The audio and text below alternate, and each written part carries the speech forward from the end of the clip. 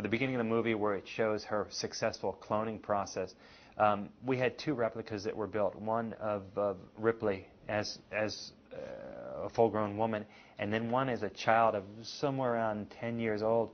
And for the child, I had the idea that we should get some child photographs of Sigourney and work that look into it, so that even if psychologically the audience would be able to buy into certain features, because the idea was that the 10-year-old girl would move into a close-up, and then there would be a computer morph to the adult Ripley. So I thought, boy, that'd be a great, interesting thing, just in terms of the physical growth of a person, to see elements of a childhood Sigourney Weaver grow into an adult.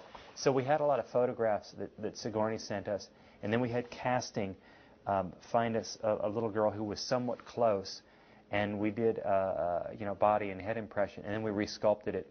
We took a copy of Sigourney's head that we had done from Alien 3, and again resculpted the model's body, put Sigourney's head on top of it, and then finished it all off in a material that made it look like real human skin. It's great, this being the fourth film, we had molds of Sigourney's head, and we did clay presses into that, and we didn't have to put her through any more body casting.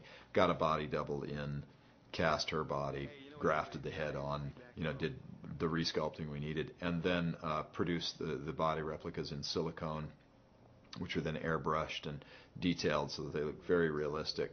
And then in the computer, they did the morph between the two, and it was really almost such a gradual and subtle morph that you almost don't notice it until it's done, and then you realize what's happened. But it was really a very beautiful and subtle effect. And there's a number of those sort of small-scale effects in the film that we're very proud of.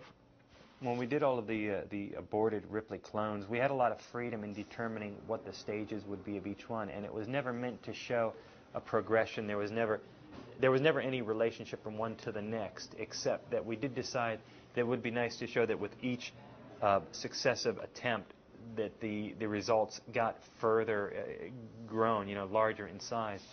So the idea was, in discussing with this with Jean-Pierre, was that it was very important for us to feel the pathos for these clone characters. We needed to see that they were in pain, so that you felt that what the scientists were doing was clearly wrong. You see, the reason that I'm impressed with Alex's work is sometimes he even puts his personal touch on it. He leaves his gum on whatever he's working on as a sort of signature thing. You see how the gum is sort of starting to turn black there, and he gives a sort of strange je ne sais quoi effect to the whole thing, which I think is amazing. He's just great. Well, je ne sais quoi.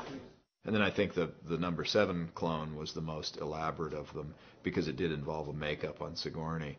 When we did number 7, it was strictly to come up with something that was so visceral and so horrific that Ripley would be totally justified in ending its life. That was a fun character to do, again, because it was a character. It wasn't just simply a gag, but it was emotionally charged. I think it's my favorite scene in the film, where she confronts herself. But it was Sigourney coming up through a slant board.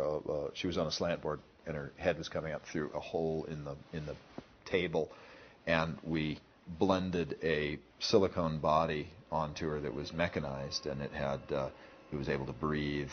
It had a sort of this distended, jiggly stomach.